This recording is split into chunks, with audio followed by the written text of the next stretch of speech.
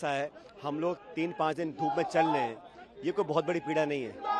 आप उस नौजवान की पीड़ा को समझो जो 1.5-2 साल मेहनत करे, जिसके माँ बाप उसकी कोचिंग ट्यूशन के लिए पैसा इकट्ठा करें, किताब खरीदें, किराए के हॉस्टल में वो रहे, खाना पीना खर्च करे, 2 साल तैयारी के बाद वो पेपर लिखने जाए, पेपर लीक हो जाए और कैंसिल हो जाए, तो वो बेचारा बच्चा है, बच्ची ओवरेज हो जाए, उनके घर वालों पे क्या बीतती होगी। और जो पेपर लीक होता है ये करप्शन की वजह से लीक होता है ना। अगर किसी के पास पैसा है हो सकता है वो पेपर खरीद ले, लेकिन ये पूरी व्यवस्था को बदलना चाहिए। मूल चूक परिवर्तन जब तक हम नहीं करेंगे, इस पूरे इंस्टीट्यूशन को जो एक कार्टेल बना हुआ है उस पर प्रहार करना पड़ेगा ना, ताकि लोगों को विश्वास रहे कि हम अगर पेपर लिख रहे हैं, दे रहे हैं, इंटरव्यू दे रहे हैं तो हम एक ट्रांसपेरेंट तरीके से दे रहे हैं। और विश्वसनीयता, क्रेडिबिलिटी और आस्था सिस्टम में बनी रहे नौजवानों की, ये बहुत इंपॉर्टेंट है। और ये करप्शन जो है, ये मैं तो बहुत पहले से कहता आया हूँ, खासकर पिछली गवर्नमेंट ने जो करप्शन इश्यूज हमने टेकअप किए थे उस पर हम प्रभावी कार्रवाई नहीं कर पाए हैं, इसलिए उस पर कार्रवाई करने का समय आ गया है। सचिन, आपने करप्शन की बात की है, करप्शन के मुद्दे पर कांग्रेस कर्नाटक में इतने भारी मुद्दे से आई है, यही मुद्दा आप यहाँ उठा रहे हैं, क्या लगता है कि करप्शन वाकई एक बड़ा एक ऐसा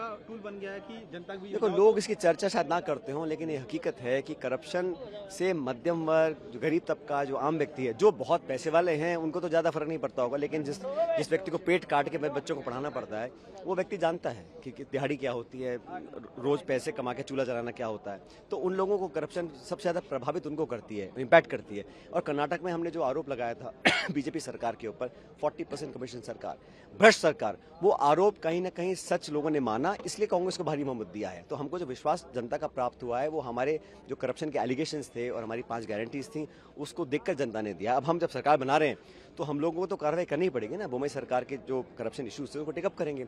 ठीक वही मांग मैं राजस्थान में तो कर रहा हूँ, पिछले 4 साल से कर रहा हूँ।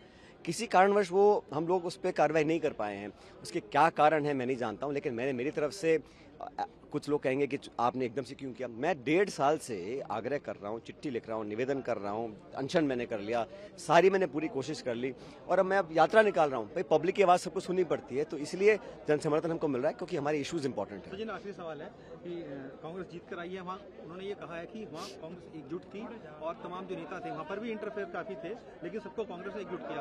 राजस्थान में भी वो इसी तरीके के करेंगे कि चाहे आपके इशूज हो या गहलोत साहब के इशूज हो, उन सबको एक ऐसा होता है जब हम सरकार में होते, गवर्नमेंट में होते हैं तो प्रदेश का मुखिया, प्रदेश का चेहरा मुख्यमंत्री होता है। 2018 में हम विपक्ष में थे, मैं प्रदेश का अध्यक्ष था, तो मेरी जिम्मेदारी थी, मैं सबके पास गया, मैंने हाथ जोड़ के निवेदन किया, छोटे बड़ों को मनाया, नेताओं को, क्योंकि मैं उस वक्त पार्टी का अध्यक्ष था, मेरी जिम्मेदारी थी। सबको साथ लेकर लड़े और हम सरकार बना के, हमारे पास 21 विधायक थे 2013 में, 5 साल तक सबको साथ लेकर चले, तभी तो हम कामयाब हो सके। अब जब सरकार बन जाती है तो प्रदेश का मुखिया चेहरा मुख्यमंत्री जी होते हैं हमेशा, तो मुझे लगता है हमें साथ मिलने करने की कार्रवाई करने की जरूरत है। वही एक तरीका है आगे ये परंपरा को तोड़ने का, 5 साल बीजेपी, 5 साल कांग्रेस।